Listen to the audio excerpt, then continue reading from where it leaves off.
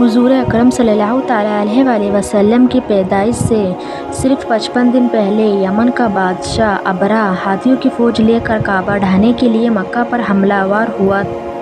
اس کا سبب یہ تھا کہ ابرہہ نے یمن میں دارالسلطنت صنعا میں ایک بہت ہی شاندار اور عالیشان گرجا گھر بنایا اور یہ کوشش کرنے لگا کہ عرب کے لوگ بجائے خانہ کعبہ کے یمن آ کر اس گرجا گھر کا حج کیا کریں۔ جب مکہ والوں کو یہ معلوم ہوا تو قبیلہ کنانہ کا ایک شخص غضب میں جل بھن کر یمن گیا اور وہاں کے گرجا گھر میں نجاست پھینک کر اس کو لت پت کر دیا۔ جب ابرہہ نے یہ واقعہ سنا تو وہ طوش میں آپے سے باہر ہو گیا اور خانہ کعبہ کو ڈھانے کے لیے ہاتھیوں کی فوج لے کر مکہ پر حملہ کر دیا۔ اور اس کی فوج کے اگلے دستے نے مکہ والوں کے تمام اونٹوں اور دوسرے مویشیوں کو چھین لیا۔ اس میں 200 یا 400 اونٹ عبدالمطلب کے بھی تھے۔ عبدالمطلب کو اس واقعے سے بڑا رنج ہوا۔ آپ اس معاملے میں گفتگو کرنے کے لیے اس کے لشکر میں تشریف لے گئے۔ جب ابرہہ کو معلوم ہوا کہ قریش کا سردار اس سے ملاقات کرنے کے لیے آیا ہے تو اس نے آپ کو اپنے خیمے میں بلا لیا۔ اور جب عبدالمطلب کو دیکھا کہ ایک بلند قامت، روبدار اور نہایت ہی حسین و جمیل آدمی ہے جن کی پیشانی پر نور نبوت کا جاہ و جلال چمک رہا ہے تو صورت دیکھتے ہی ابرہہ مرعوب ہو گیا اور بے اختیار تخت شاہی سے اتر کر آپ کی تعظیم و تکریم کے لیے کھڑا ہو گیا اور آپ نے برابر بٹھا کر دریافت کیا کہ کہیے سردار قریش، یہاں آپ کی تشریف آوری کا کیا مقصد ہے؟ عبدالمطلب نے جواب دیا کہ ہمارے اونٹ اور بکریاں وغیرہ جو آپ کے لشکر کے سپاہی ہاک لائے ہیں، آپ ان سب مویشیوں کو ہمارے سپرد کر دیجیے۔ یہ سن کر ابرہہ نے کہا کہ اے سردار قریش، میں تو یہ سمجھا تھا کہ آپ بہت ہی حوصلہ مند اور شاندار آدمی ہیں، مگر آپ نے مجھ سے اپنے اونٹوں کا سوال کر کے میری نظروں میں اپنا وقار کم کر دیا۔ اونٹ اور بکری کی حقیقت ہی کیا ہے؟ میں تو آپ کے کعبہ کو توڑ پھوڑ کر برباد کرنے کے لیے آیا ہوں۔ آپ نے اس کے بارے میں کوئی گفتگو نہیں کی۔ عبدالمطلب نے کہا کہ مجھے تو اپنے اونٹوں سے مطلب ہے۔ کعبہ میرا گھر نہیں ہے بلکہ وہ خدا کا گھر ہے۔ وہ خدا اپنے گھر کو بچا لے گا، مجھے کعبے کی ذرا بھی فکر نہیں ہے۔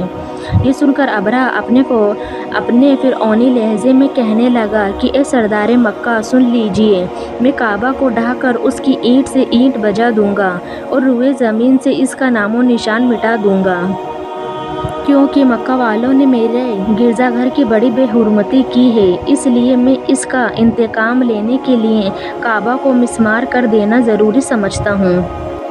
عبدالمطلب نے فرمایا کہ پھر آپ جانیں اور خدا جانے، میں آپ سے سفارش کرنے والا کون؟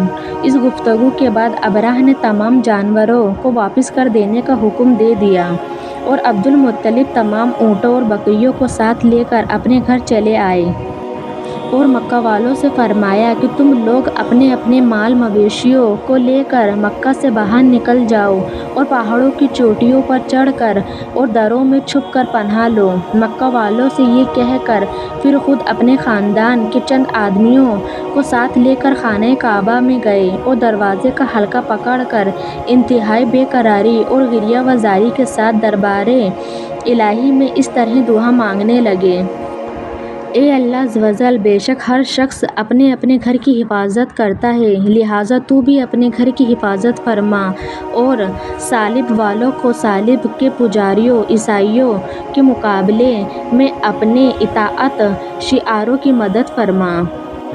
عبدالمطلب یہ دعا مانگی اور اپنے خاندان والوں کو ساتھ لے کر پہاڑ کی چوٹی پر چڑھ گئے اور خدا کی قدرت کا جلوہ دیکھنے لگے۔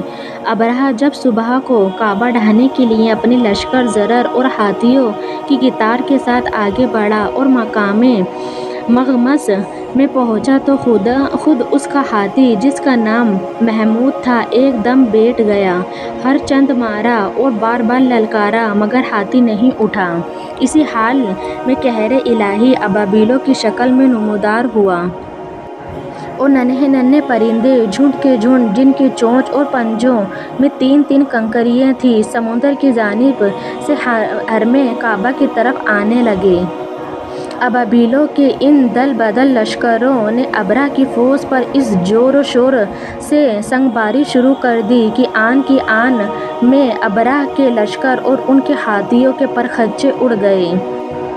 ابابیلوں کی سنگباری خداوند قہار و جبار کے قہر و غضب کی ایسی مار تھی کہ جب کوئی کنکری کسی فیل سوار کے سر پر پڑتی تھی تو وہ اس آدمی کے بدن کو چھیدتی ہوئی ہاتھی کے بدن سے پار ہو جاتی تھی۔ ابرہہ کی فوج کا ایک آدمی بھی زندہ نہیں بچا اور سب کے سب ابرہہ اور اس کے ہاتھیوں سمیت اس طرح ہلاک و برباد ہو گئے کہ ان کے جسموں کی بوٹیاں ٹکڑے ٹکڑے ہو کر زمین پر بکھر گئیں۔ قرآن مجید کی سورہ فیل میں خداوند قدوس نے اس واقعے کا ذکر کرتے ہوئے ارشاد فرمایا، ترجمہ کنز الایمان: اے محبوب، کیا آپ نے نہ دیکھا کہ آپ کے رب نے ان ہاتھی والوں کا کیا حال کر ڈالا؟ کیا ان کے داؤ کو تباہی میں نہ ڈالا اور ان پر پرندوں کی ٹکڑیاں بھیجی تاکہ انہیں کنکر کے پتھروں سے مارے تو انہیں چبائے ہوئے بھوسے جیسا بنا ڈالا۔ جب ابرہہ اور اس کے لشکر کا یہ انجام ہوا تو عبد المطلب پہاڑ سے نیچے اترے اور خدا کا شکر ادا کیا۔ ان کی اس کرامات کا دور دور تک چرچا ہو گیا اور تمام اہل عرب ان کو ایک خدا رسید بزرگ کی حیثیت سے قابل احترام سمجھنے لگے۔